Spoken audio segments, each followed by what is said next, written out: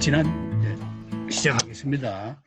오늘은 우리 지금 니체를 하고 있는데 강의를 오늘은 바그너를 약간 좀 자세히 합니다. 지난번 우리가 니체가 바젤 대학에 있을 때 니체가 트립션이라는 그 부근에 와서 그 니체가 워낙 바그너를 좋아해서 23번이나 만났다는 얘기를 했죠. 근데 그 이어서 바그너가 워낙 중요하기 때문에, 그리고 여러분도 바그너는 다 좋아하잖아요, 음악가로서. 그래서 오늘은 완전히 바그너 생애만 해도 아마 시간이 거의 돼서 합평작품 많아서 넘어가야 될 겁니다. 그래서 오늘은 바그너를 중심으로 강의를 하도록 시작하겠습니다.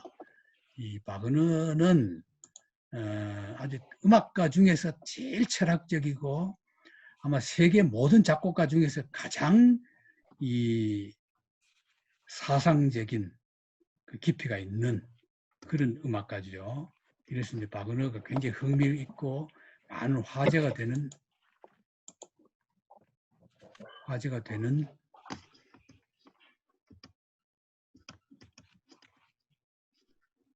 바그너가 좀 화제가 되는 작곡가인데 이게 이제 트립션에 있었던 바그너 집입니다. 이 집에 1866년부터 1872년까지 살았던 집이고 여기서 이제 니베른게는 마이스터, 신데르 황혼 이런 걸 창작했던 것이고 니체가 23번이나 방문해서 완전히 바그너 숭배자가 되었던, 그래가지고 점점 이제 바그너하고 사이가 벌어져 가지고 나중엔 니체가 완전히 바그너파가 되어버린 거죠. 이 바그너인데 바그너 고향은 라이프치히란 데입니다. 우리가 잘 아는 그 학문과 예술의 도시 라이프치히고 낭만파 음악을 대성시킨 천재 음악가고, 바그너 하면은 여러분들 제일 먼저 떠올려야 될 거는 위대한 음악가, 위대한 사상가적인 음악가인 동시에 반유대주의였고, 그래서 히틀러주의 그 나치 시대 때 열렬하게 존경했던 독일 최대 음악가였기 때문에 이스라엘에서는 지금도 바그너 모든 음악은 연주 금지입니다. 바그너는 아예 그냥 완전히 이스라엘 그 유대인들이 원수로 여기고 있습니다. 그런데 이제 몇 년 전에 그 바그너 기념 사업회 주최로 그 유대인과 바그너 이래가지고 한 심포지엄을 해가지고 이제는 유대인들도 바그너 음악을 받아들여야 된다 해가지고 심지어는 이스라엘 안에서도 바그너를 듣기 위해서 일부러 외국으로 반대요, 음악도들이. 그런 정도로 이 바그너라는 걸 지금 무시 못하도록 되어 있습니다. 그러나 어쨌거나 유대인들에게는 아직도 이스라엘에서는 공식적으로는 바그너는 금지에 속하는 작곡가다. 이런 점을 머릿속에 두시고, 아버지가 경찰 공무원이었습니다. 그 아버지의 구남매 중에 막내로 출생합니다.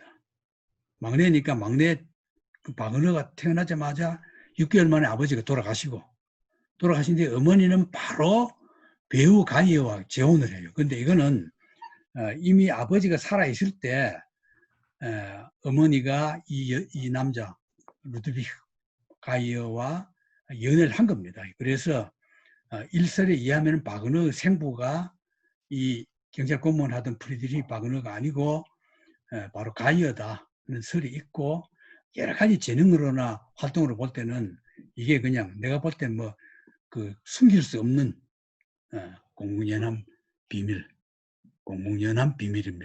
비밀은 비밀인데 공공연한 거예요. 그래서 이 루드비히 가이어가 배우이자 극작가이자 화가, 굉장히 그 재능이 여러 가지가 있는 사람이에요. 이런데 이 사람이 이제 바로 이제 그 자기 애인 가이어가 남편 죽으니까 바로 결혼해가지고는 드레스덴으로 갑니다. 드레스덴은 굉장히 좋은 데거든요.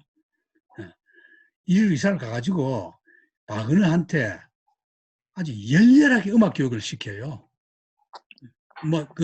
그야말로 이거는 생부가 아니면은 할 수 없을 정도의 열성을 들여서 피아노하고 음악 교육을 시킵니다. 그랬을 때 바그너가 워낙 천재로 태어나서 제일 그냥 어릴 때부터 딱 마음에 들어서 좋아했던 게 마타는 사수입니다.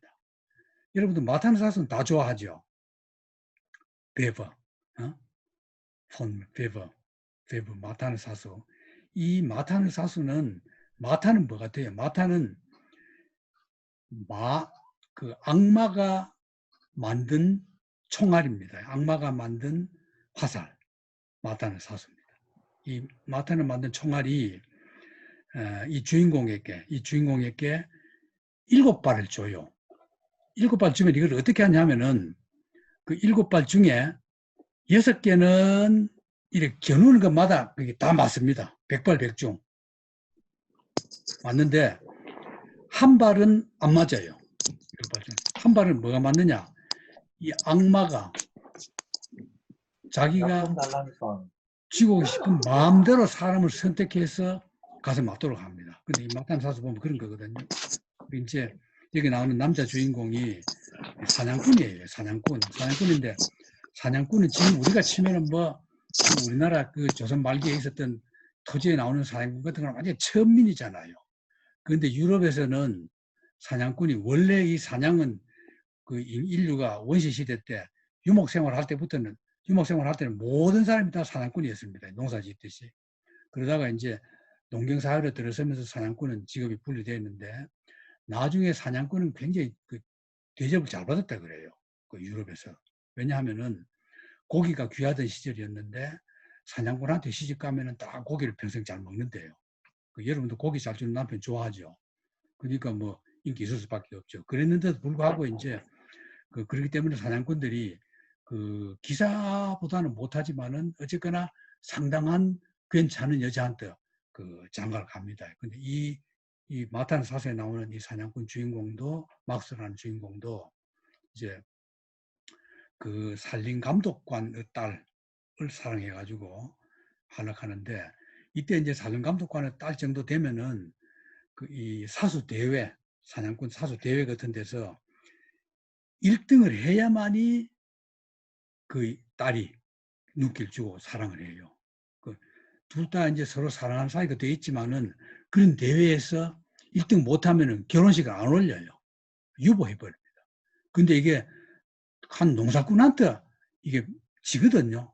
지니까 이제 남자 주인공이 막 애달픈 노래도 부르고 이제 이게 이제 오페라니까 그런 노래도 부르고 하다가 나중에는 잘 안 되니까 이 사냥꾼이 그 마신들이 사는 우리식으로 말하면 도깨부굴 같은데 도깨부굴에 찾아가서 악마한테 자기 영혼을 팔고는 악마와 계약을 해가지고는 7발을 화살을 받아와가지고는 쏴가지고 7발 6개는 맞고 아까 하나는 안 맞다 그랬지 7발 중에 그 하나 안 맞는 걸 악마가 그 여자 이 남자가 사랑하는 막스라는 남자 주인공이 사랑하는 여자를 죽여버리려고 그랬어요. 그런데 다른 어떤 또 착한 신들이 또 있습니다. 이거 돼가지고 살려가지고 둘이 결혼에 이르는 뭐 그런 과정을 쓴 건데 이 음악이요. 여러분 마탄 사수 가면 제일 여러분들이 아는 대중적인 건 뭐예요?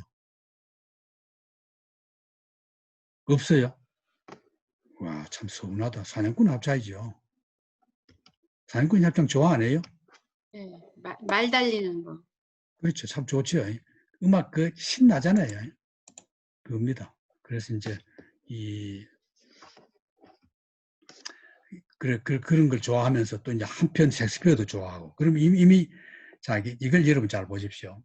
그 많은 음악가들 중에서 베버의 이런 작품 이거 뭐냐면 이 마타는 사스가 유명한 거는 곡 자체로도 특이합니다. 이태리 오페라를 완전히 벗어난 거예요. 이태리는 이러지 않죠. 다 귀족들은 뭐 우아한 사랑하고 뭐 이런 거죠. 근데 이건 완전히 벗어난 그 뭡니까? 완전히 독일 민족 정신이 살아있는 이런 거거든. 이런 데 이제 바로 바그너가 미친단 말이에요. 그리고 셰익스피어. 그 많은 문학인 중에서 셰익스피어 표현이나 그 재능이 인류 정신의 최고봉 아닙니까? 셰익스피어가. 그러니까 이미 그 예술 수업을 할 그 초기 단계에서부터 바그너는 보통 사람들을 능가하는 그런 걸 가지고 있었다. 그랬는데 14살 때 1827년 14살 때 다시 라이프치히로 이사를 갑니다. 가서 이제 교습을 받아요. 밀러라는 사람한테 교습받고 15살 때 처음으로 베토벤을 접합니다. 이게 그때 뭐 교향곡 7번이든가 뭐 그걸 그때 들었다고 돼 있던데 어쨌거나 베토벤을 그 교향곡을 통해서 이제 베토벤을 접합니다. 그부터는 이제 모차르트 레퀴엠.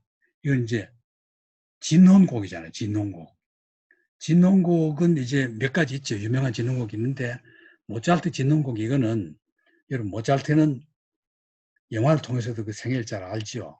만년에, 그렇게 천진데도 만년에는 물질적으로, 모차르트가 남벽이 많아가지고 물질적으로 풍요하지 못했습니다. 만년에. 그럴 때인데 어떤 이름 모를 사람이 와서 엄청난 돈을 주면서 그 레퀴엠 그 진흥곡을 하나 지어달라 그래요. 근데 나중에 보니까 그게 유명한 백작으로 유명한 사람이에요. 근데 10분을 숨기고 와서 했는데 그 백작은 자기 아내가 죽는데 아내를 이렇게 바치는 곡을 하나 명곡으로 바치고 싶어서 이제 모차르트에게 맡겨놨는데 모차르트가 반 정도 작곡을 하다 죽어버려요. 그 제자들이 나중에 합니다. 근데 이 사람이 성금을 엄청 줬습니다. 모차르트가 바빠가 못 짓는다 하니까 그냥 돈을 엄청 주니까 모차르트가 허락했거든요. 반 정도를 미리 받고 반을 안 받았는데 나중에 유한성으로 나 죽고 난 뒤에 제자들이 마지막 유한성을 완성해가지고는 나머지 2분의 1 받았다 그럽니다. 근데 이 레퀴엠이 참 이거 나도 음악 서양 음악 중에서 레퀴엠을 굉장히 나 좋아하는데 이게 짓는 곡이기 때문에 다른 그 이 음악하고는 달리 다른 교회 음악이나 이런 거하고는 달리 그 성스러우면서도 그 애달픔 영혼을 달래는 게 있는데 근데 더 재밌는 게 난 이게 재밌는 게 그 레퀴엠의 이 절차를 보면요 이 구성 방법을 보면은 우리나라의 진호기구하고 똑같아요. 결국은 동양이나 서양이나 어떤 종교든 죽은 사람의 영혼을 달래려면 어떻게 해야 되느냐 여러분 그것도 뭐 어떻게 해야 달려요? 진호기구법 뭐예요?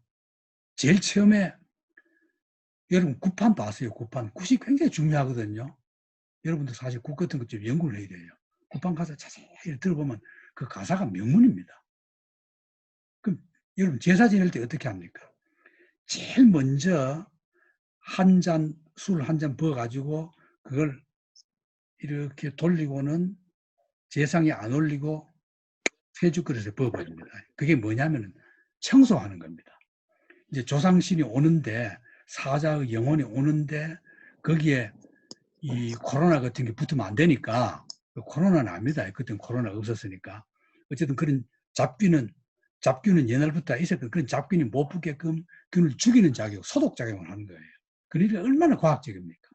그러고는 이제 불러가지고 그 사람의 생애라든가 뭐 이런 걸 다 하고는 그다음에 이런 걸 이제 네 생애에서 고생 이런 걸 다 잊고 이제는 뭐 기독교 같으면 하늘나라 돌아가고 이제 진호기구 같으면 저승나라 극락 가고 뭐 이런 보내면서 잘 가랐고 이 지상에 있었던 일을 다 잊고 당신 후손들 걱정 다 잊고 잘 가락한 그런 식으로 똑같아요 구성이. 근데 그 레퀴엠이라는 게 여러분 글 쓰면은 이런 것도 해야 되거든요. 남은 수필만 많이 봐서 수필 잘 쓰는 게 아니에요. 이런 걸 잘 보면서 모차르트 레퀴엠이라도 가만히 들으면서 그 연구도 해보고 이 곡을 그러면서 쓰는 겁니다. 가사도 보면 참 좋아요. 자 그러다가 이제 라이프치 대학에 등록을 해서 일자리 못 찾아가지고 방황합니다. 실력은 있는데 이래서 이제 뭘 찾느냐 하면은 어느 극단에 들어가면 극단에 연극할 땐 옛날 연극은 전부 반은 음악이거든요. 그럼 그거 작곡해주면 밥은 먹는단 말이에요. 그래 어떤 극단에 일자리 구하러 갔다가 마음에 안 들어요. 별로 그 지휘자를 보니까 내키지 않아요. 그래서 그만둬버리지 하고 갈락하는데 배우 중에 하나가 민나라는 배우가 여자 배우가 있었어요. 딱 보고 첫눈에 반해버립니다. 이게 아마 그 모차르트가 아니라 바그너보다도 4살인가 좀 많아요. 4살인가 3살 많거든요. 연상의 여인인데 나이가 저렇게 이제 10몇 살, 뭐 20살 제때 때는 나이 좀 많아도 나이 많은 게 보이지도 않아요. 얼굴만 이쁘면 그냥 반해가지고 계약을 해요. 그 악단에. 왜? 아, 저 여자를 내가 애인으로 만들려면은 여기 일을 해야 되겠다. 계약을 합니다. 그래서 그 악단에 일을 해주면서 진짜 본업은 뭡니까? 이 여자 꼬시는 거예요. 이 여자 꼬셔요. 근데 꼬셔서 결혼해요. 하는데 이때는 그 여자는 이미 명배우로 돈을 엄청 벌 때입니다. 인기 있어서. 1급 배우로 벌 때고 아직까지 박은호는 무명일 때예요. 그럼 이 여자는 어떤 여자냐? 보통 여자가 아니에요. 제 얼굴 보니까 보통 여자 아이게 생겼지 않아요? 머리도 보통 여자 아이게 생겼고, 크리스티아네 빌헤르민네 민나 프라노라는 여자인데, 군악대 트럼펫 연주자 그 딸이에요. 그 군악대라는 거는 그 군인들이라는 거는 좀 이제 방종한 게 특성인데, 그 이제 아빠 밑에서 크다 보니까 장교들 많이 만났는데, 장교하고 그냥 불륜 관계를 가져가지고 처녀 때 입인해가지고 따라가버립니다. 그랬는데 이 장교가 이 여자를 버려요. 그냥 뭐 장교가 뭐 여자가 한둘이겠어요. 버립니다. 그러니까 이 여자가 아 내가 이렇게 살아 안 되겠다 하고는 자기 딸을 언니에게 맡겨버리고 저는 여배우로 출세해가지고 25살 때 박은호를 만났거든. 그 박은호가 프로포즈 해도 걷어보지도 않아요. 근데 박은호가 워낙 끈질기고 열과성을 다해서 또 진심으로 프로포즈 하니까 이제 결국은 결혼하게 됩니다. 결혼했지만 박은호는 아직까지 돈이 없죠. 돈을 못 벌고 오로지 이 여자에게 오히려 신세지는 처지가 돼 있었단 말이죠. 그래서 23살에 민나가 유명하니까 박은호는 아직 유명 안 하니까 민나가 가는 데마다 따라다니게 됩니다. 가서는 이제 일자리 얻으면 다행이고 못 얻으면은 그 마누라한테 이제 빈대붙어 가지고 사는 거죠. 그래가지고 퀘니 히스베르그는 잘 알죠. 지금은 칼리닝그라드 그 퀘니 히스베르그 하면 여러분들이 뭘로 기억해야 되느냐 하면은 칸트를 떠올려야 됩니다. 이 칸트 고향 일생 동안 여기서부터 백리 밖을 안 나갔다는 칸트. 가 바로 이 퀘니스베르그입니다. 지금은 이제 러시아 땅이거든요. 지금 도시 이름은 칼리닝그라드로 바꿔졌어요. 이때는 이게 동프로이센입니다. 프로이센 왕국의 동쪽에 있다고, 북동쪽에 있다고 그렇게 불렀던 거죠. 여기까지 가서 구해해가지고 이어서 이제 결혼식 올립니다. 그랬는데 민나는 박은호가 눈에 안 차죠. 그래서 돈 많은 실업가와 2번이나 도망갑니다.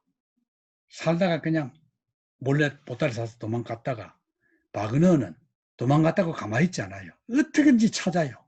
찾아서 끌고 또 와요. 또 왔는데 또 도망가요. 여자가. 가서 또 잡아와요. 그러니까 이제 여자도 할 수 없다. 이거 데리고 살아야 되겠다 하고 있는데 마침 박은호가 리가 이것들 지금은 러시아 도시입니다. 그 지휘자로 일자리 얻으니까 여자도 아이고 이제 취직했으니까 지가 나를 먹여 살리겠지 하고는 여자도 이제 박은호 따라갔단 말이죠. 가서 거기서 여자도 배역을 얻고 그 리가에서 정착을 하려고 그랬습니다. 그랬는데 둘 다 남이벽이 심해요.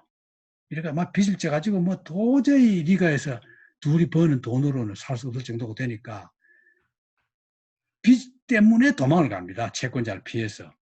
도망을 간 것이 노르웨이, 런던, 파리 떠돌다가 이때는 돈도 못 벌고 빚만 지니까 이제 리가가 떠난 뒤부터는 이제 완전히 그 민나 돈으로, 아내 돈으로, 아내가 지금 해놨던 돈을 좀 이제 고감 뺨먹어 쓰다가, 그런데 박은호는 간 데마다 다 실패해요.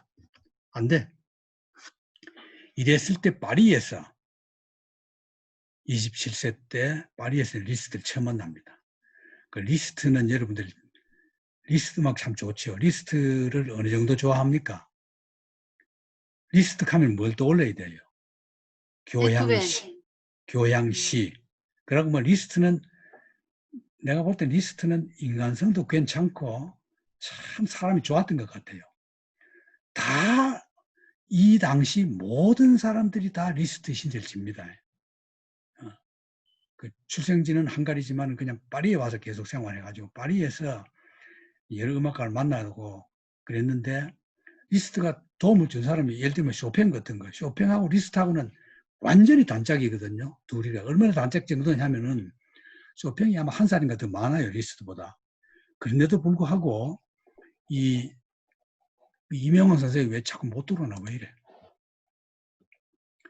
그럼에도 불구하고 쇼팽은 그때는 초기에는 리스트 만났을 때 이때는 리스트는 굉장히 유명합니다. 리스트는 이게 이 피아노의 아버지라 할 정도로 피아노 연주에서는 뭐 지금도 리스트 따라갈 사람이 없다고 할 정도로 귀재죠. 그 말 귀신이잖아요. 피아노계의 파간이니까 할 정도로 그 연주, 물론 작곡들 많이 멋진 작곡 많지만은 자기 자신이 연주를 그렇게 잘했단 말이에요. 그런데다가 인간성이 좋고 많은 친구를 도와줬고 어려울 때 그 이 바그너도 도움을 많이 받아요. 그래서 네, 커피는 어떻게 생각해? 됐어요. 이 아이고, 예, 아니에요. 안녕하세요. 예, 예. 그래서 이제 이 리스트가 쇼팽이 어려울 때 쇼팽 연주를 안 알아줘요. 리스트 한다 하면은 막 난리가 납니다. 근데 어느 날 어떻게 하냐면 꾀를 부려가지고 어떻게 좀 심하게 해가지고는 쇼팽이 쇼팽에게 연주를 시킵니다. 피아노를. 그리고 연주하고 이제 끝나고 막 박수가 쏟아지는데 관객들은 리스트가 한 줄 알고 막 박수를 열심히 쳤어.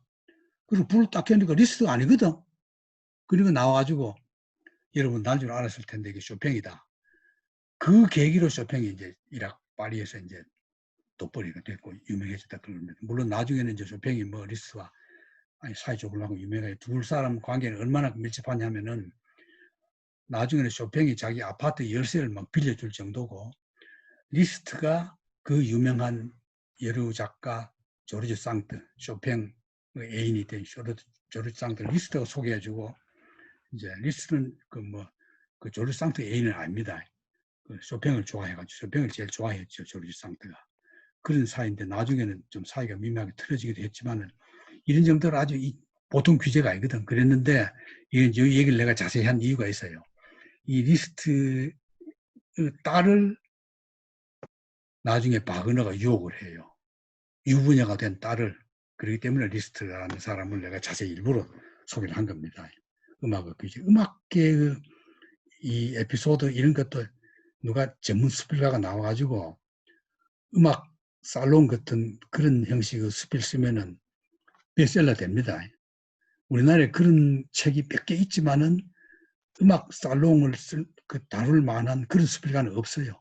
그 제일 유명한 게 우리 스필계에서 유혜자 선생인데 유혜자 선생은 벌써 이미 젊을 때 다 써가지고 지금은 이제 그 대가가 되어버렸고 그러니까 누가 여러분들이 관심 가면은 음악계에 관심을 좀 가져라 그런 걸 내가 여러분들에게 좀 자극을 주려고 자꾸 얘기하는 겁니다. 자 그러다가 이 드레스덴에 정착합니다. 작센 왕실의 지휘자로 드레스덴에 정착해요. 드레스덴 아까 드레스덴 얘기했죠.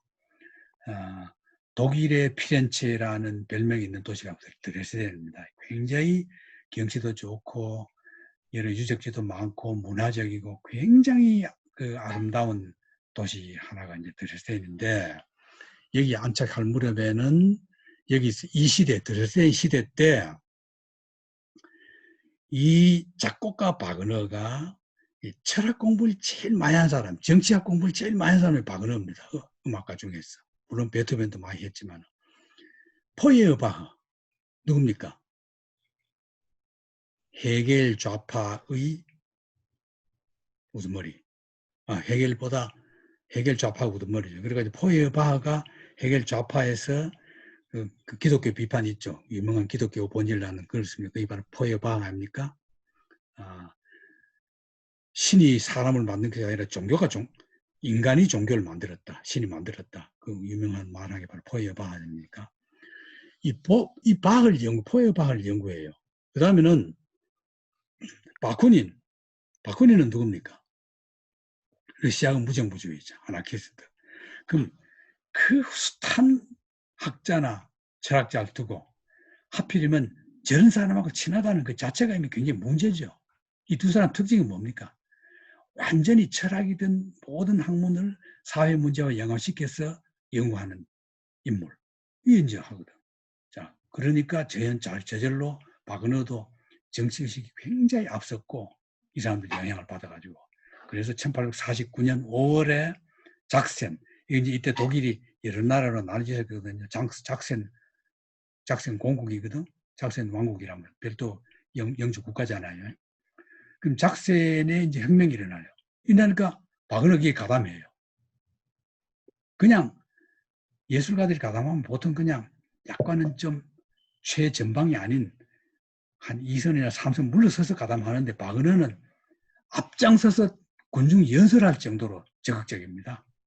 그래서 이게 실패하거든요. 실패하니까 체포 전단지가 백부대가 스시로 도망가요. 이때 도망갈 때 바로 리스트가 도와줍니다.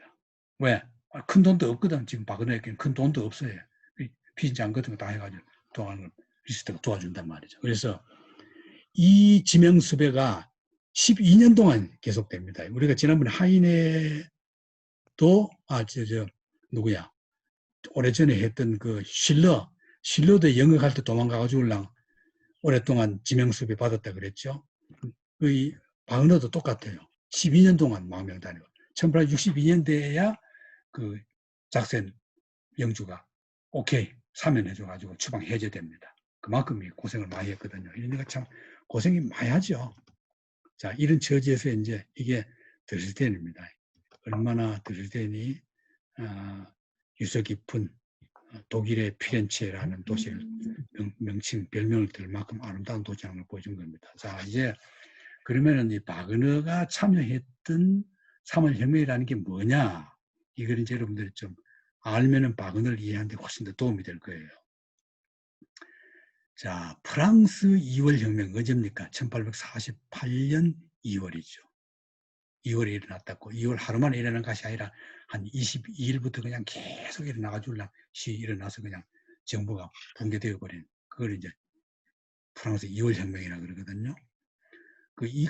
프랑스에서 2월 혁명이 나서 왕이 쫓겨나니까 바로 이웃 나라들로 번졌는데 제일 심각하게 번진 것이 독일 전체입니다. 오스트리아, 프로이센 다 퍼져요. 퍼져서 독일은 그걸 보통 3월 혁명 이렇게 말해요. 이름 자체가 3월 혁명 이렇게 말합니다. 이래서 제일 처음에 일어난 데가 어딥니까? 오스트리아죠. 메테르니 많이 들었죠? 이름 메테르니 물러가라 이렇게 쫓겨납니다. 이거 도망갔다가 맥을 못 치게 돼요. 메테르니가. 그다음 베를린에도 발케이트 쳐가지고 시가전 비슷하게 붙습니다.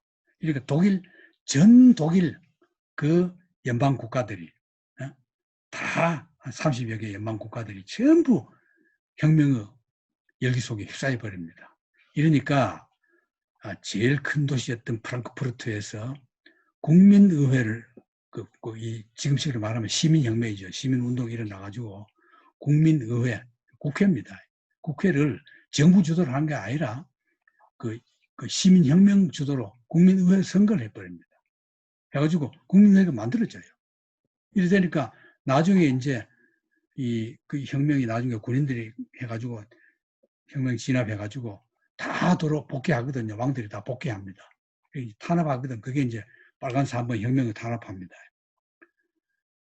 탄압했는데도 불구하고 프랑크푸르트 국민의회가 독일 국민의 기본권 선언해버리고 독일국 헌법 이것도 만들어버립니다. 나중에 물론 한참 동안 못 지켜지죠. 이건 나중에 1919년 바이마르 헌법을 만들 때 이게 많은 참고가 돼가지고 될 정도로 굉장히 근대적인 헌법의 기본이 되는 걸 이때 벌써 1949년에 벌써 이제 만들었단 말이에요. 이때 이제 작센 남국 수도 드레스덴 이민봉기 때 군인들도 일어나고 다 했는데 이게 이제 3월 혁명을 그린 그림이거든요.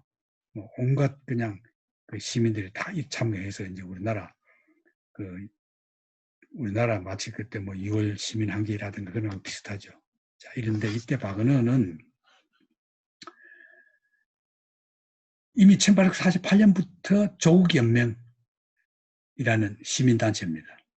거기서 선동적인 연설, 혁명 지지, 부정부주의 찬양 글도 쓰고 이렇게 그냥 딱 드레스덴시에 참가해가지고 연설도 하고 그러니까 바로 지명수배 내리는 스위스로 피난 갔단 말이죠. 갔다가 그게 되면 파리로 돌아옵니다. 그래서 로엔그린을 작곡해서 이때 이제 리스트는 끝발 나갈 때고 바그너는 아직까지 인기 못 얻었을 때예요. 아는 사람은 저 바그너 보통이 아니다. 지능은 알아주지만은 대중적인 인기는 없을 때였습니다. 그러니까 리스트 리스트가 지휘해줘요. 바이마르 극장에서 해가지고 로엔그린을 했거든.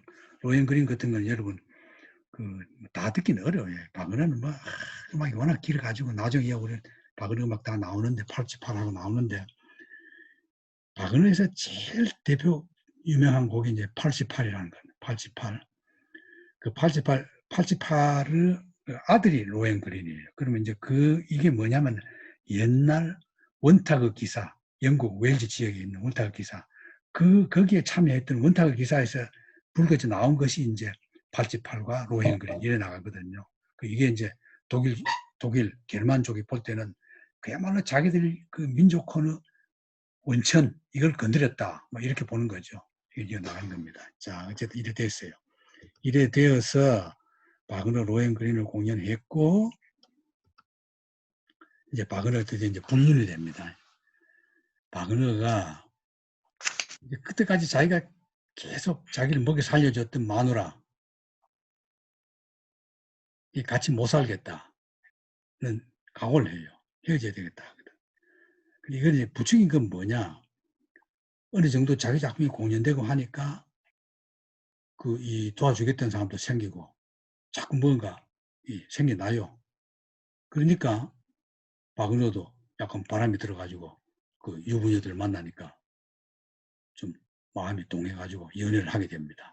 그 중에서 이제 제일 먼저 가장 열렬하게 사랑했던 여자가 누구냐면은 보르도 포도주 상인이었던 유진 로쏘 아내 제시 로쏘, 이 여자입니다. 이게 이제 바그너 도와주겠다 해가지고, 그러니까 물심양면으로 도움받은 거예요. 사랑까지도 불륜으로 번져가지고 둘이 서로 너무 좋아가지고 극동지역으로 얻어 도망가 버리자 고 하는데, 사나웠는지 운수가 좋아서인지 좌절돼 버려요. 실패합니다. 그 다음에는, 그리고는 이제 두 번째 나타난 이 후원자가 누구냐? 베젠동크입니다. 오토 베젠동크. 이게 엄청난 도움을 받아요. 이 베젠동크 아내가 마틸데라는 여자거든. 이 마틸데라는 여자를 스위스 주리에서 알게 돼가지고 이제 둘이 서로 눈을 맞아놨는데, 이제 나중에 이제 다시 만나가지고 이제 사랑하게 됩니다. 그리고 이제 리스트와 파리 여행도 하고 리스트 딸 코지마를 처음 만납니다. 리스트 딸 코지마에 대해서 나중에 얘기 자세히 나와요. 아까 리스트 얘기하면서 리스트 딸이 바그너 둘째 아내가 되거든. 이 코지마입니다. 이름 외도 나중에 곧 나와요. 그러다가 이때 또 이제 바그너가 쇼펜하우에 빠져요. 쇼펜하우에 빠져가지고 아주 열중합니다. 그러다가 쥐리히의 베젠동크 빌라 부근에는 아질이라는 거예요. 휴식처라는 별명을 가진 아질. 어사일럼 카면 이게 에실럼 카면 이게 영어로는 망명지 뭐 그런 뜻이잖아요. 에실럼 카면은 그런 건데 이제 어쨌거나 그런 독일어로 저런 제목이 붙은 건데 뜻은 이제 쉴 수 있는 곳 이런 겁니다. 이게 베젠동크 자기 이 후원자가 마련해준 집인데 거기 있으면서 그러니까 어떻습니까? 그 안에 마틸데가 와가지고 이제 둘이 연애를 한 겁니다. 자, 그러니까 여러분 이런 불량한 예술관을 후원해주면 안 돼요. 후원해주면 돈도 손해나고 마누라 뺏겨요. 이 마틸데입니다. 이 여자 상당히 그 바그너를 휘어잡을 여자처럼 생기지 않았어요? 그 자신이 시인이자 작가입니다. 상당히 아주 유명한 소설만, 난 이 여자 소설만 하나도 본 적도 없고 시도 본 기억도 안 나는데 어쨌거나 당대의 작가와 시인으로 행세했단 말이에요. 이 마틸데가 완전히 둘이 열렬하게 사랑을 해가지고는 이때 이제 바그너가 니베룽겐하고 트리스탄과 이졸데 그 유명한 열중이 있습니다. 이 여자 사랑을 생각하면서 진 것이 트리스탄과 이졸데거든. 트리스탄과 이졸데 같은 거 보면 그 사랑 참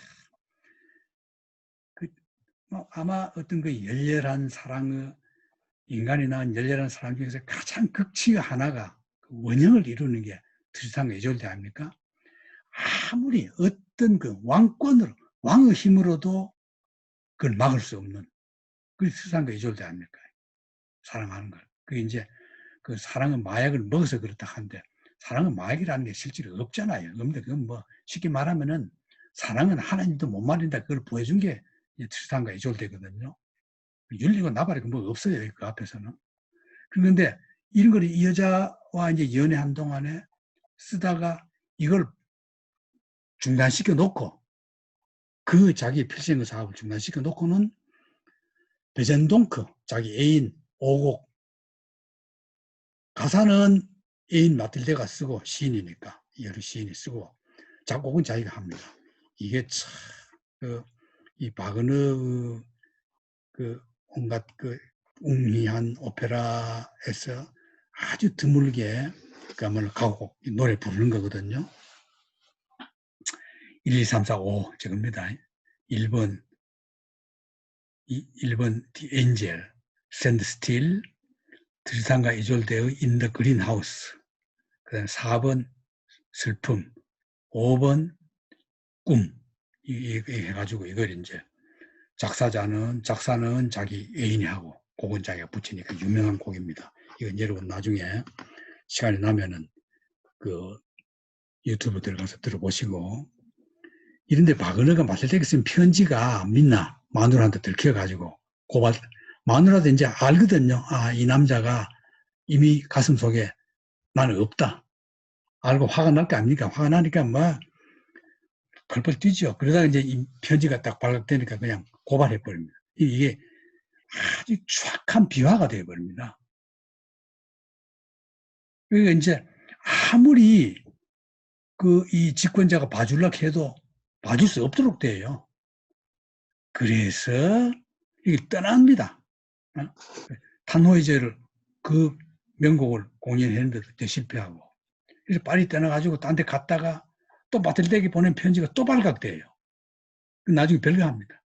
그리고 생활비는 이제 이때 바그너가 이제 수입이 좋으니까 바그너가 다 대주고 그래서 마침 이때 드레스덴 가담했던 혁명 가담이 풀리거든. 수정 풀려가지고 러시아 갔다가 빈에 이제 자리 잡았단 말이죠. 이럴 때 빈에서 코지마를 만나가 사랑하게 되죠. 코지마 홈비르입니다. 아까 그 리스트 딸이라 그랬죠. 리스트가 백작 부인과의 불륜으로 태어난 여자. 이 불륜으로 태어난 여자가 꼭 이쁘고 재주있어 가지고 참 사회를 어지럽게 만들어요. 바그너보다 24살 아래. 이미 시집 갔어요. 시집 가서 두 딸도 있어. 남편은 누구냐? 한스 폰 뷔로라는 당대 최고의 지휘자입니다. 그럼 이 지휘자가 이때 이제 라이벌이 멘델스 존하고 바그너였거든요. 유럽 전 음악계에서. 그러면 뷔로가 바그너를 너무나 좋아해가지고 바그너 음악을 살려준 것이 바로 이 뷔로입니다. 쉽게 말하면 바그너 자기로서는 큰 은혜를 입은 지휘자란 말이에요. 근데 그 부인이 바로 코지마 빌로. 이 바로 리스트 딸이거든. 그럼 자기가 리스트와의 그 은혜로 보나, 자기 지휘자, 자기가 신세진 걸로 보나, 이 여자를 욕 안 해야 되거든요. 그런데 트리스탄과 이졸데처럼 사랑의 마약 같은 것에 눈이 멀면은 하나님도 못 말려요. 그러니까 자기의 지휘자가 자기 곡을 이제 공연을 앞두고 연습하는 동안에 바그너는 코지마를 꼬여서 마차 타고 시내를 돌아다닙니다. 그 마차 타는 건 지금으로 치면 이제 드라이브 한 겁니다. 자동차 태워가지고 하듯이 마차 태워가지고 드라이브 하면서 꼬셔가지고 둘이 완전히 눈이 맞아가지고 완전 불륜관계로 들어가 버려요. 참 고약한 이 여자인데 이 여자를 이제 좀 여러분 잠깐 좀 자세히 알 필요가 있는데 여러분들이 가지고 있는 자료 중에서 그 빌로 자료에 좀 묻는 거 보충하려면은 여러분 자료 중에서 7페이지 보십시오. 7페이지. 7페이지 한번 좀 넘겨보세요. 7페이지 찾으면은 7페이지에 1863년에 나오지요. 그 바그너가 50세 때 코지모 폰필로를 이제 이제 만나가지고 이제 그 사랑을 하게 되는데 그 밑에 잘 나옵니다. 이 여자는 필로와의 사이에 딸이 둘 있었고 이미 딸이 둘입니다. 있었는데 바그너와 베른 시내를 드라이브하면서 베른 시내 필로가 연습하고 있는데 저는 불륜 드라이브하면서 바그너와 동거에 돌입해요. 그냥 같이 살아버려요. 이혼도 안 하고. 참 못됐죠. 그래가지고 필로가 바그너 집에 다녀온 6개월 뒤에 코지마가 딸을 하나 낳아요. 근데 필로는 그게 자기 딸로 압니다. 뭐 필로 딸이겠죠. 그래가 성이 이졸데 트리스탄과 이졸데 하는 그 이졸데입니다. 필로를 그냥 딸 이름을 필로 이졸데 필로로 성을 붙여버렸고. 근데 진짜 씨는 누군지 모르죠. 둘째 딸은 이건 분명히 바그너 거예요. 그리고 그건 에바예요. 에바는 분명히 바그너의 씨지만은 이때 아직까지 필로하고 이혼을 안 한 상태였거든요. 애가 낳았을 때. 이혼 안 하고 그냥 애 낳아버렸습니다. 그러니까 성은 빌로예요. 에바 빌로예요. 이혼 안 한 상태에 낳기 때문에. 에바 빌로는 나중에 영국에서 태어나 인종주의 사상을 초월한 챔벌레인. 이 챔벌레인은 독일인의 피를 가진 영국 출생 그 철학자입니다. 이게 뭐로 유명하냐? 반유대주의. 독일 반유대주의 철학의 아버지가 바로 이 사람이에요. 그러니까 바그너의 딸이 바로 이 남자와 결혼해요. 그럼 어때요? 바그너만이 반유대주의자가 아니라 딸과 사위까지도 반유대주의입니다. 나중에 이 챔벌레인이 나치당 정치 철학의 기본이 되거든요. 나치당 정치 철학 기본을 만든 게 누구냐? 그게 알프레드 로젠베르크입니다. 로젠베르크 여러분 자료에 나와 있죠. 이 로젠베르크 저서가 20세기의 신화, 히틀러를 우상화한 이게 나치 철학의 기본 철학이 20세기 신화 이 책이거든요. 이 사람이 바로 챔벌레인한테 철학을 전수받아서 그대로 나치 철학을 만든 사람이거든. 그리고 바그너 일가는 그냥 완전히 반유대주의 있단 말이죠. 그리고 바그너와 코지마 사이에 아들이 하나 낳아요. 세 번째가 아들이야. 위로 두 딸 있고 그다음 세 번째 마지막에 아들인데 이 아들이 나중에 그 바그너 기념사업 다 맡아서 하는데 이 지그프리트가 동성애로 그 코지마가 아무리 그 자기 아들 하나 낳아주기를 그 바그너의 씨앗을 놔주길 바라는데 동성애가 애를 안 낳거든. 그런데 장가를 갔어요. 영국 여자한테 장가 갔습니다. 그러니까 이놈 인연을 낳고는 또 동성애로 돌아가 버려요. 참 안 됐죠. 그 코지마는 그 뒤에 아내지요.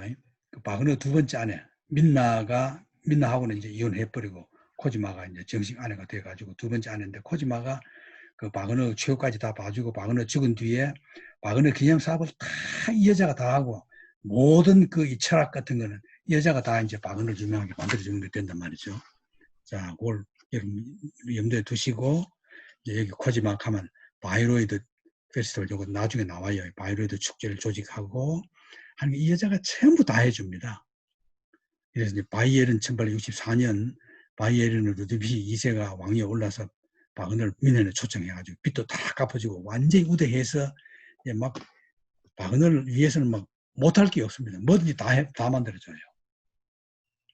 자, 여자 문제로 피신하는 건 이제 나중인데 1965년에 트리스탄과 이졸데 민현에서 폰빌로 지휘로 폰빌로잖아요. 지휘로 초연합니다. 이러면서 지는 폰빌로 마누라는 지가 빼앗고 대성공을 거둬요. 그러다가 루드비 2세가 바그너를 스위스로 보내요. 왜? 하도 사생활이 난잡하니까 막 그 왕에게 압력이 들어와요. 저런 그 파렴치범을 왜 도와주냐 해가지고 할 수 없이 스위스 르체른 부근에다가 빌라 트립션, 아까 우리가 처음 봤던 그 바그너가 머물렀던 데 있죠. 제가 찾아갔던 집. 그 집을 다 돈 대줘가지고 사가지고는 당신 안 되겠으니까 그 가서 몇 년 동안 있다가 여론이 좀 해지면 다시 오너라. 그냥 쫓아버립니다. 그래서 거기 있었던 겁니다. 이 빌라 트립션 이 집에서 바로 니체와 친해져가지고 니체가 23번이나 찾아갔던 집이란 말이죠. 그럼 바그너가 왜 이렇게 존경을 받았느냐. 이 사람이 중요한 건 총체 예술이라는 거예요. 총체 예술이 뭐냐면은 그때까지 음악이 문학이만 문학 뭐 다 달라졌거든요. 뭐 연기만 연극, 무예만 문역, 발레만 발레 이랬는데 바그너는 그게 아니고 이걸 정치, 경제, 사회, 문화 모든 걸 하나의 예술로 봐가지고 음악 속에다 그걸 전부 다 집어넣어 버린 겁니다. 사회의식까지도 자기 혁명의식까지도 다 집어넣어 버린 거예요. 그래서 바그너에 의해서 오페라가 완전히 한 단계 일어서버린 그런 게 되는 게 바로 총체 예술. 모든 장르가 다 포함되어 버린 겁니다. 이래서 이제 이 트립션에 있을 때 이제 니체가 찾아가서 반했거든요. 트립션에서 지낸 그날들을 나는 어떤 대가를 치르더라도 내 인생에서 지워버릴 수 없다. 그것은 신뢰와 즐거움과 순귀한 우연으로 가득 찬 나날들이었고 심오한 순간이었다. 나는 바그너에게서 다른 사람이 어떤 체험을 했는지 모른다. 그러나 우리들의 하늘에는 구름 한 점 스쳐가지 않았다. 그만큼 순수하고 맑고 높고 깊고 숭고했다. 이걸 이제 니체가 쓴 이 사람을 보라 해서 내가 바그너를 얼마나 존경하고 열렬히 숭배했던가 그걸 나타낸 구절이 이래 나옵니다. 이랬는데 이제 이 왕의 도움을 받아가지고 바이로이트에다가 오페라 극장 아주 세계 최고 오페라 극장 하나 지어라 시골에다가 그래 지어가지고 거기에 그 바그너를 이사하게 만듭니다. 드디어 이제 다 이제 바람 피우던 악명도 사라지고 이미 새로운 마누라 얻어가지고 얌전하게 잘 산다.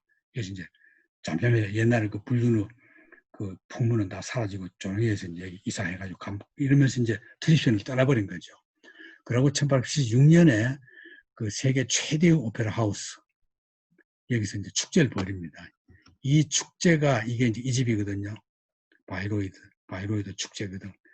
여기는 나도 못 가봤어요. 못 가봤는데 이제 난 뭐 가보긴 틀렸는데 여기는 여러분 여기 이제 음악 좋아하는 분들 이런 데 한번 갔다 와서 글 쓰면 참 좋겠죠. 한 1년 전에 예약을 해야 된대요. 지금도. 1년 전까지 몰라도 적어도 한 반년 전에 예약을 해야 갈 수 있는 특히 음악 축제 열릴 때는 뭐 거의 표가 없다고 얘기합니다. 그 유명한 데입니다. 이게 전부 다 바이로이드 축제 사진이거든요. 이 바이로이드 이제 최근의 사진이죠. 이게 집만 하나 있는 게 아니고 거기는 그 바그너의 저택과 그 공연장과 정원과 각종 기념관, 박물관 이게 다 함께 있는 거니까 대단한 거죠. 이때 이제 연주한 곡이 니베링겐의 반지라는 그야말로 엄청난 26년에 걸쳐서 직접 대본 작업을 진행해서 쓴 거고 그건 여기 나와 있는 겁니다. 라이너 황금, 발킬레, 지그프리드, 신드로 황혼 이래가 하루 한 번에 공연을 못할 정도로 엄청나게 길거든요. 공연 시간이. 그래서 이제 첫째 날, 둘째 날, 셋째 날 뭐 이래 공연을 했다고 할 정도로 유명한 겁니다. 니베링겐의 바이로이트 축제 공연 작품이거든. 이게 아마 세계 음악사에 나타난 그 공연 중에서 가장 성대한 공연이 아마 이걸 겁니다. 황제들, 프로이 빌레는 황제 1세부터 브라질, 왕족이 57명, 니체, 토스토이, 쌍쌍, 마을러, 브루크너, 그리그, 리스트, 차이콥스키, 유명 오페라 극장 감독, 60여 명 음악 평론가. 근데 차이콥스키가 우리 먼 후손들까지도 기억할 일이 바이로이트에서 벌어졌다. 공연이 4일 연속 동안. 근데 첫 회는 매진했고 2회부터는 객석이 절반 비어있고 점점 비었겠죠. 니체는 갔다 와서 이 공연 때문에 니체가 바그너를 비판하게 된 계기로 돌아섭니다. 니체가. 그때까지는 존경했다가 이때부터는 사서히 식어서 완전히 니체가 바그너 비판을 앞장을 서버립니다. 이 지루한 예술의 밤. 근데 왜 그랬을까? 내가 생각해 보니까 너무 길어요. 이래 욕심내면 안 되거든. 산박하게 그냥 딱 보통 오페라 길이로 해버려야 되는데, 그걸 무슨 뭐 몇 날 며칠 동안 걸쳐서 여러분들 듣기 좋은 꽃노래도 한 번이고 한두 번이고 그러잖아요. 그러니까 이거 참 못할 노릇이죠. 이 이제 바그너 공연했던 거고, 니체가 이제 내적 결렬. 근데 그러면 이제 자기가 욕하려면 욕할 거리를 찾아야 되거든. 욕할 거리가 뭐냐? 즉 점점 이제 기독교화돼 간다. 파르치발처럼 기독교인적인 도덕주의 모티브를 등장했고, 국수주의적이고 반유대주의에 빠져가지고 니체로서는 도저히 용납할 수 없다. 그리고 어떻게 극장도 많은데 뭐 왕의 돈을 가지고 그렇게 또 모금도 했어요. 모금도. 왕의 돈과 모자랄까 모금해가지고는 그냥 엄청난 극장을 지어가지고 이거는 그 장사지 음악 사업까지 음악가가 아니다. 그리고 독선적으로 군림하고 브람스까지도 질투하고 말이죠. 이래가지고 완전히 그냥 니체는 정신적으로 다 끊어버립니다. 이럴 때 이제 니체가 쓴 글 중에서 반시대적 고찰, 이게 이제 4부작입니다. 다비드 슈트라우스 고백자와 저술, 이건 다비드 슈트라우스 여러분 알죠? 내가 했어요. 다비드 슈트라우스 했습니다. 뭐 하는 사람이라고 그랬어요. 니체가 이 사람한테 반했죠? 기억나요? 뭡니까? 예수전 쓴 사람이죠. 그 다음에 삶에 대한 역사 공과, 그 다음에 교육자 쇼펜하우어도 비판해요. 4부가 바로 바그너 욕하는 겁니다. 바그너만 욕하기 위해서 4부를 만든 거예요. 바그너를 그냥 완전히 그냥 뭐 보통 욕한 게 아닙니다. 굉장히 심하게 욕을 했단 말이죠. 자, 바그너는 악보를 니체한테 보내줘요. 니체는 겉들도 보지도 않아요. 그래서 너무나 인간적인을 바그너에게 책으로는 보내주지만은 이게 편지로는 마지막이다. 이렇게 해서 이제 니체는 그 니체의 자기 청년 시절의 사상, 바그너와 쇼펜하우어, 좋아하던 쇼펜하우어로부터 다 탈피하는 계기가 바로 바이로드 축제 공연을 계기로 해서 그래 됐다. 너무나 인간적인 이겁니다. 자유정신을 위한 글, 이게 부제입니다. 볼테르 서거 벽주기에 바치는 글인데 굉장히 그 도덕, 종교, 비판 철학을 다 이라고 남성과 여성, 가족 문제, 국가 문제 두루 다뤘는데 바로 이 바이로이트의 바그너, 이 비판을 계기로 해서 계기는 그것 때문에 했는데 니체 자신으로서는 자기가 그동안에 가졌던 모든 정신을 다 볼테르가 저항했듯이 자기도 나도 한번 저항해봐야 되겠다 해서 만든 것이 바로 이 책이었다. 그리고 이제 1883년 2월 13일에 신용마비로 베니스 대운다 위에 이 호텔에서 죽습니다. 여러분 그 베니스 가면은 일반 관광가만 지나칠 수 있는데 쭉 이렇게 내려오면 상당히 비교적 우리 갔을 때는 막판에 어디가 위가 어디 아래인지 모르는데 어쨌거나 쭉 내려오다가 보면 이 호텔 바로 보여요. 배 타고 지나가면 이 호텔에서 이제 죽었거든요. 죽은 여기 이제 이 호텔에 이제 바그너 동상도 있다 그럽니다. 흉상이 있고 이거는 바이로이트. 거기서 죽은 그 바그너를 바이로이트 자기 살던 집으로 운구해 와서 바이로이트 영내 안에 바그너 무덤 그 안에는 정원이 있는데 바그너는 음악 속의 유대주의라는 글을 썼거든요. 아주 유대주의. 이때 이제 멘델스존이 유대인이거든요. 멘델스존이. 근데 그렇게 인기 있는 그 당시 작곡가였어요. 그럼 뭐가 차이 있느냐 하면은 멘델스존은 여러분 좋아하는 분도 많죠. 또 멘델스존 특징이 뭡니까? 우아하죠. 우아한 건 뭡니까? 귀족이잖아요. 유럽 상류층 귀족들의 우아한 정서를 담은 작곡가. 그 대표가 이제 멘델스존이거든요. 그럼 바그너는 그 기질이 아닌 거예요. 그래서 좀 민중적이야. 미워하던 차에 멘델스존 욕을 하는데 특히 유대인이다 해가지고 유대인을 욕을 하면서 신 하이네까지 욕을 하면서 그냥 유대 출신의 유대인의 문화, 유대인 출신의 예술가를 통틀어 싸잡아 그냥 매도한 게 바로 음악 속 유대주의 이 책이라고 그럽니다.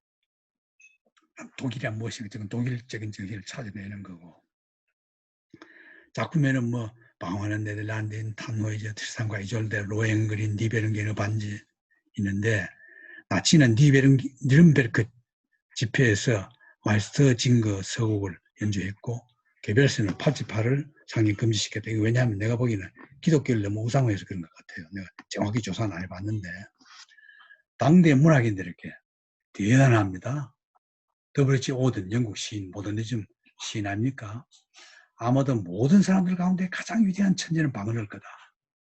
보드레르, 베르렌, 말라르메, T.S. 엘리엇, 제임스 조이스, 토마스 만, 마셀 프루스트 전부 바그너 음악에 심취했던 이 문학인들입니다. 바그너 뭐 나도 이 바그너를 처음 알게 된 게 윌 듀란트 그 철학 이야기, 거기에 이제 니체 편에서 바그너 나오는 걸 보고 그때 바그너를 좋아했는데, 그 제일 이제 음악 감상실에 대학 때 가서 들은 중에서 그 마타르 사수, 그거 듣고 참 반했어요. 이제 비극의 탄생을 써요. 부제가 자기 비판의 시도, 서문을 붙여가지고 쓰거든. 소크라테스적인 주주의에 바탕한 에우리피데스에서 몰락을 예견합니다. 이게 무슨 말이냐면은 그리스 비극이 3대 걸쳐 오잖아요. 3대 걸쳐 세 유명한 극작가에서 오는데 에우리피데스가 제일 마지막 비극 작가거든. 근데 에우리피데스 원래 그리스 비극이라는 건, 비극이라는 게 뭐예요? 비극이라는 거는 모든 것은 다 운명이고 인간은 그 운명을 피할 수 없다. 이게 비극이거든. 여러분들 비극 슬픈 거 그게 아닙니다. 제일 여러분 비극 설명하기 좋은 건 뭡니까? 오이디푸스.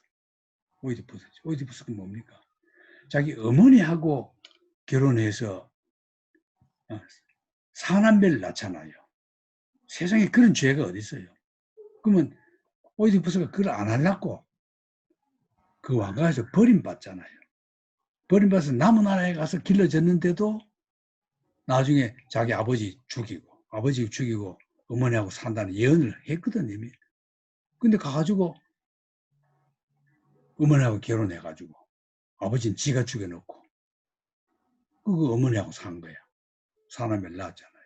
그러니까 막 나라에 역병이 돌고 막 이러거든. 그 해보니까 그 전왕을 죽인 범인을 찾아야 나라에 축복이 온다.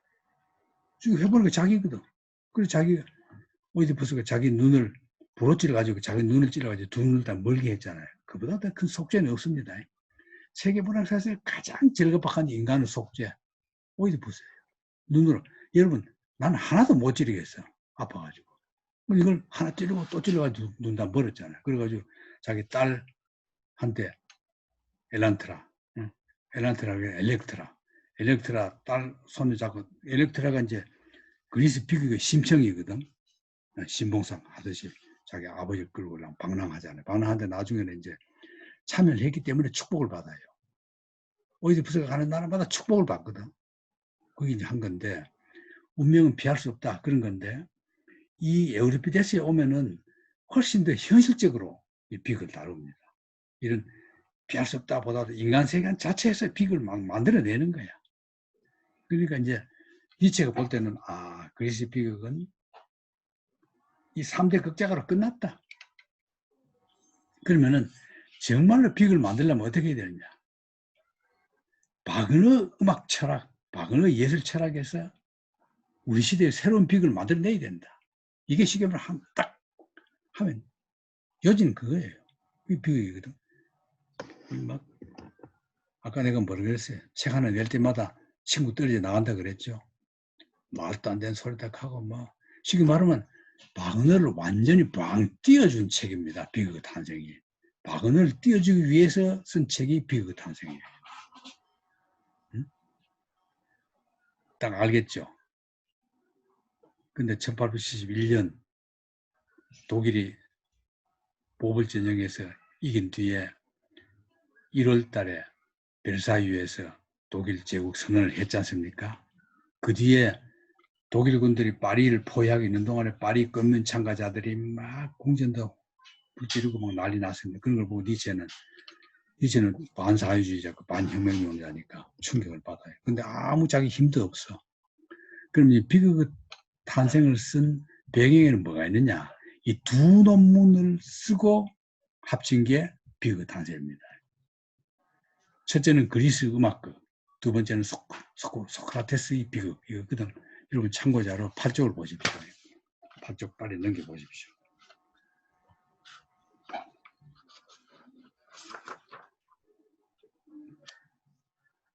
바그너가 다 끝나고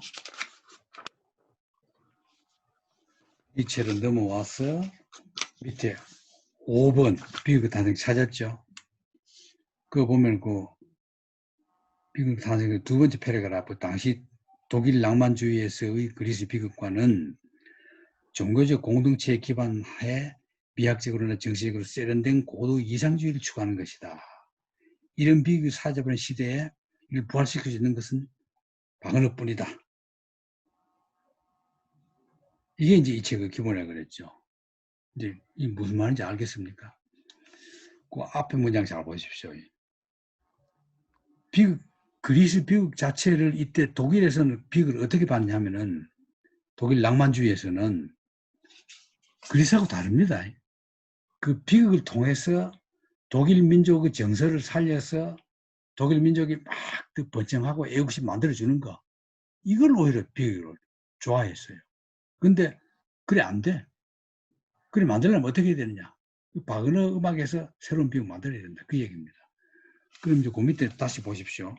그 밑에 이걸 배경 두 가지 그리스 음악극, 소크라테스 비극 있죠. 그리스 음악극은 어떤 게 내용이냐면은 이건 원래 음악극이라는 게 뭡니까? 디오니소스 아닙니까? 디오니소스는 뭡니까? 이성이 아니고 감성이죠. 이성은 뭡니까? 아폴론이죠. 감성은 디오니소스거든. 술 취해가지고 막 하는 거거든. 그거 보십시오. 집단화 과정에서 삶이 해체된다. 디오니소스, 술 취하면은. 그래서 인간 개개인의 죄에 대한 형벌이 비극으로 된다. 그 비극을 극복하려면은 무대를 통해서 개인의 한계를 벗어나 무아지금 환경격을 경험하도록 해야 된다. 근데 언어는 로고스, 이성적이야. 의식적이야. 너 이러면 안 된다 하고 그건 안 된다. 노래, 감성적이야. 디오니소스적이야. 자, 여기까지 딱 두고 설명을 들으세요. 이게 무슨 뜻이냐면은 그리스 비극이 합창을 하잖아요. 합창이 이루어져 있거든.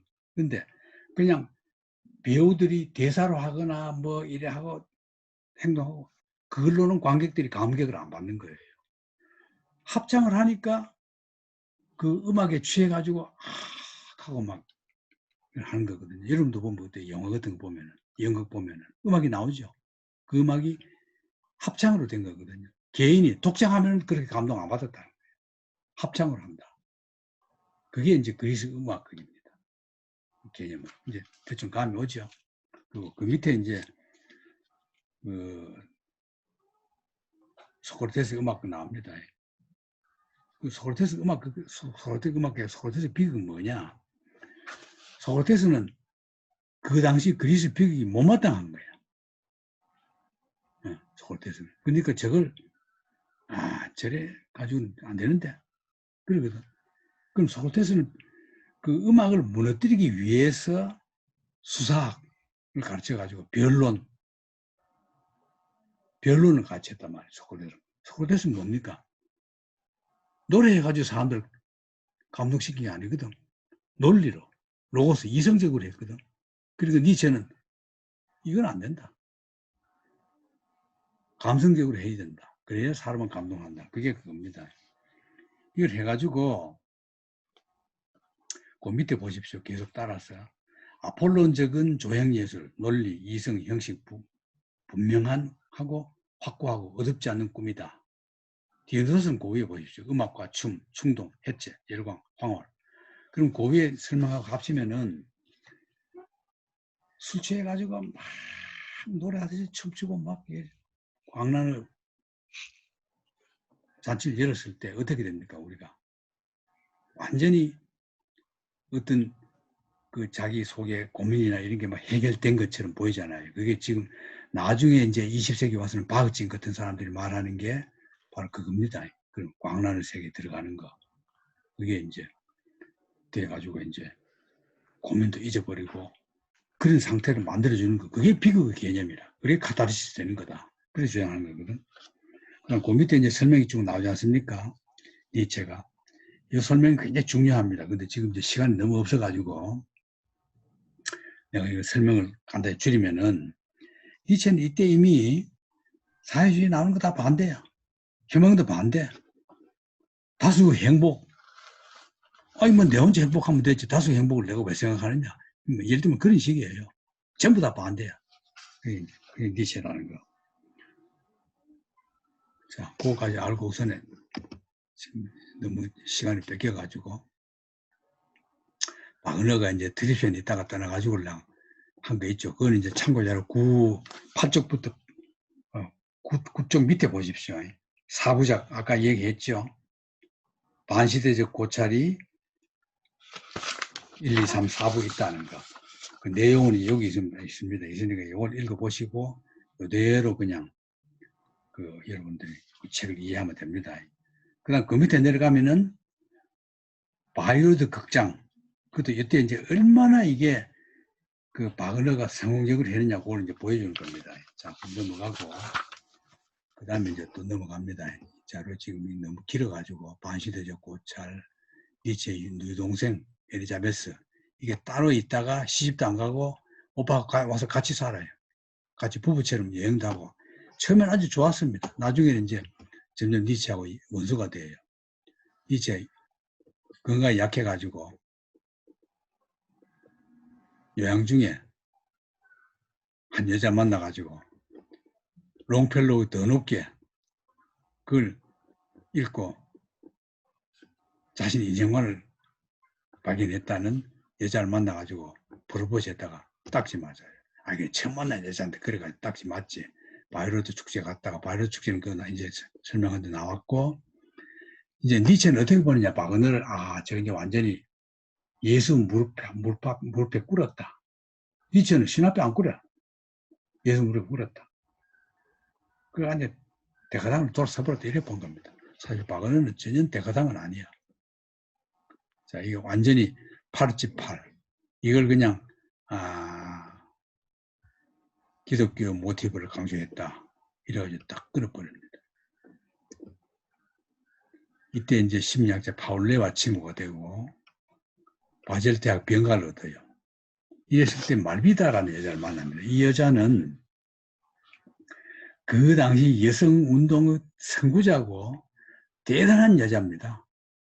니테 건강 악화되니까 그 원인이 뭐냐? 자유행위와 방탕이다. 쉽게 말하면은 계속 딱지 맞으면서도 그냥 저런 그 성적 쾌락을 좀 불법적이고 비건전하게, 건전하지 않게 그냥 하니까 건강 이상하게 되어버렸다. 그래 보는 거죠.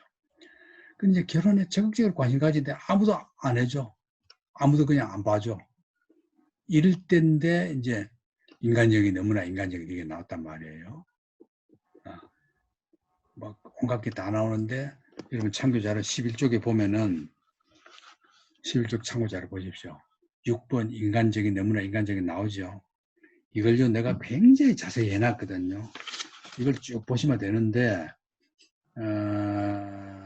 이 글은 굉장히 중요해요. 이게 아까 내가 이게 이제 장자에 버금가는 책이라고 그랬죠. 장자에 비할 만한 그 유럽 근데 이거는 짤막한 격은 그 노정숙 씨가 쓰는 수필 그 짤막한 수필 있죠. 그런 거 장자도 그런 거잖아요. 장자가 그런 수필 썼거든. 니체도 그런 거 썼어요. 짤막한 것도 있고 긴 것도 있고 어떤 건 뭐 며칠짜리부터 한두 페이지 나가는 것도 있고 온갖 주제 그냥 자기가 쓰고 싶은 걸 다 씁니다. 그게 이제 여기 나오는 얘기거든요. 이 문장 보면요. 기가 막힙니다. 니체 문장이. 너무나 위대해요. 그래서 굉장히 길게 자세히 설명해 놨으니까 문장을 내가 일부러 굉장히 길게 썼어요. 인용을 해놨으니까 좀 읽어보시란 말이죠. 자, 그 다음에 이제 이렇게 병이 약하다 그래도 안 나아요. 근데 사직합니다. 대학을 사직하고는 이제 떠돌이가 된 거죠. 그랬을 때 지스 마리아라는 데 가가지고 지명입니다. 스위스 동부에 있는 지명입니다. 거기 가서 한여름 보내고 있다가 음악 취향이 달라져요. 바그너 싫어하기도 했죠. 이때부터 비제 카르멘 이걸 선호하게 됩니다. 어때요? 완전히 낭만적이고 좋죠. 이때 쓴 책이 서광. 서광은 여러분 13쪽에 나옵니다.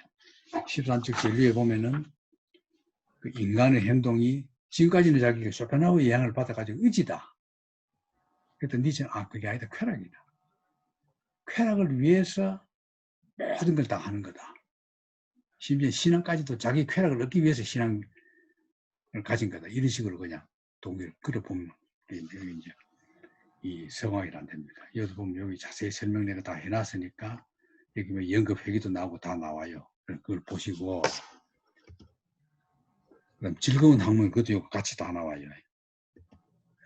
그래 여행 휴양하다가 루 살로메라는 여자를 만나요.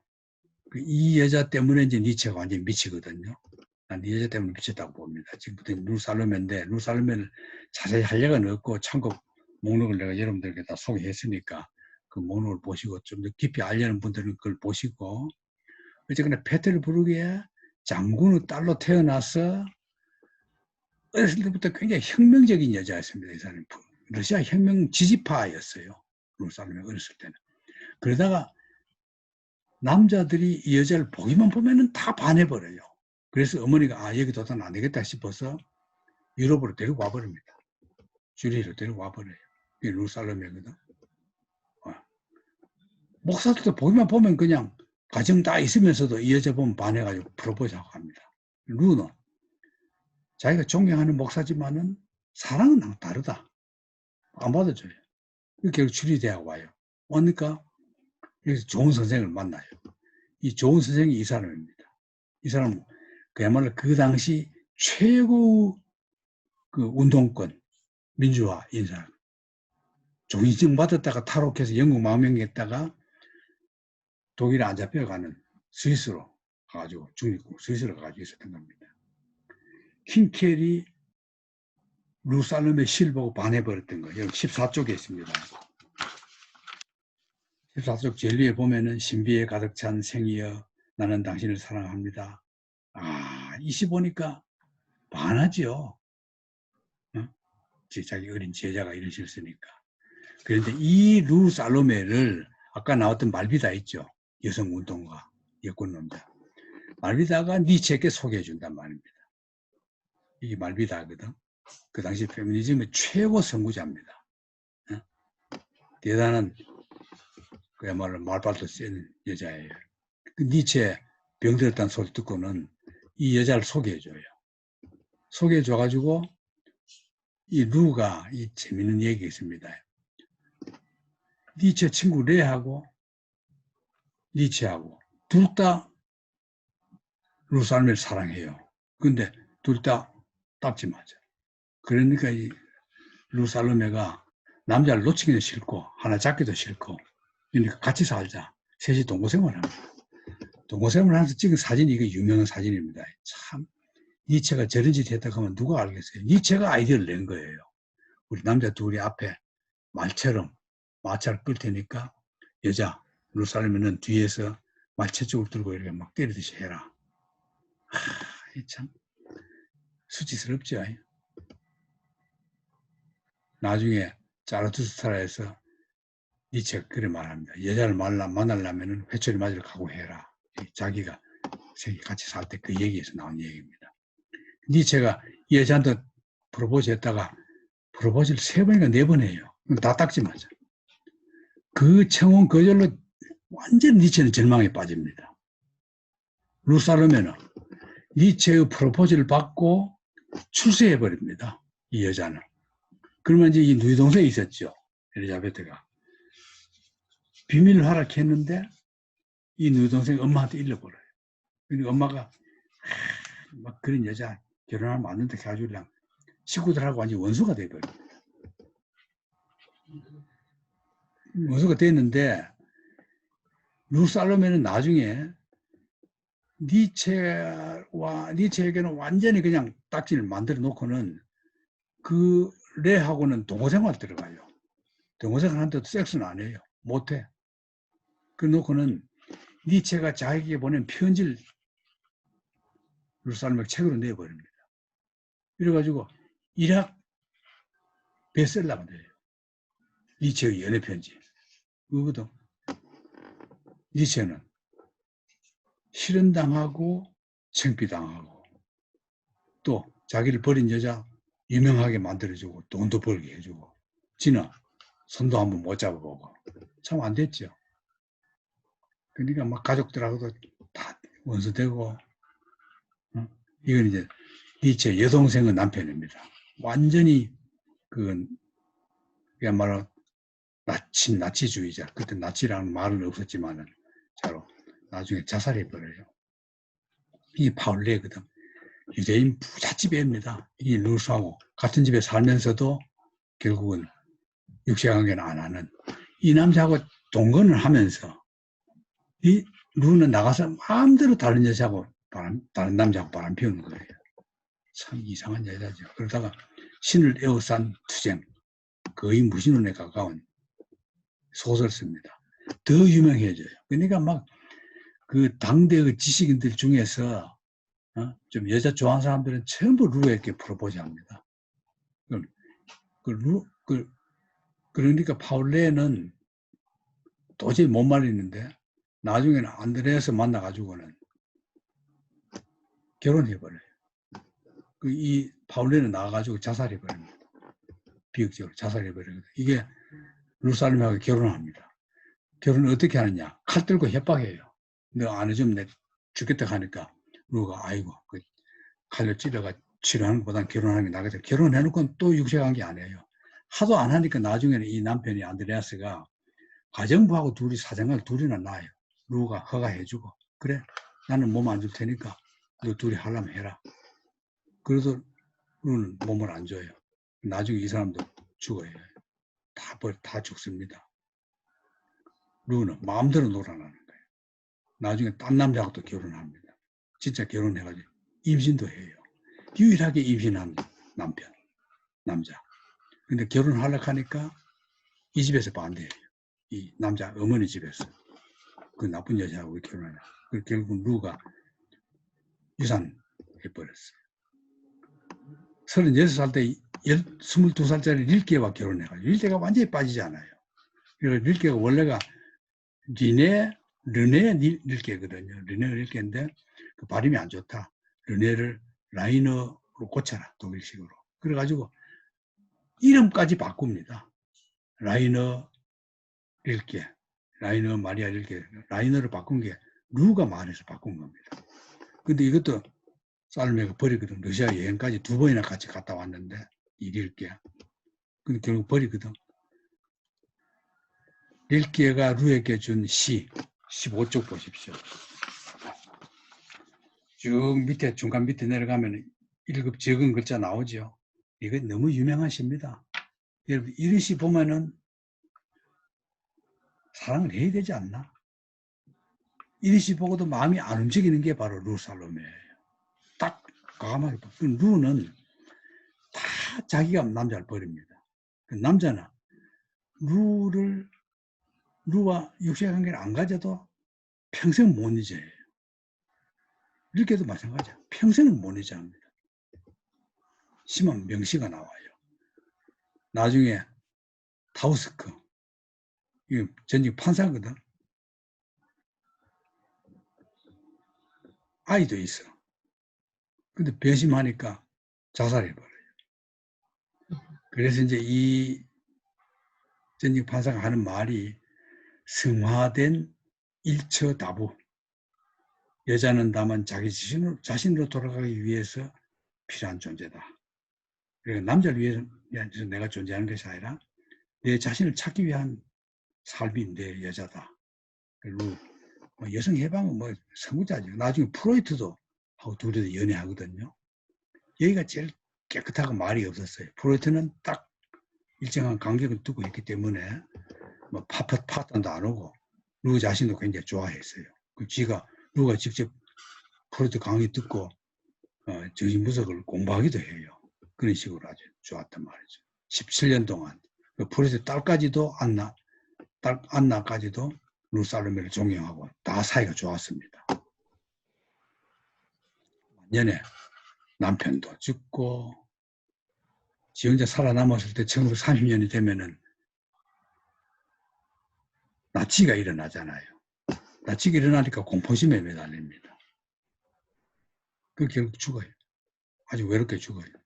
죽고 결국은 호적에 올랐던 남편 묘지에 묻힙니다. 루. 자, 오늘은 이것으로 끝내겠습니다.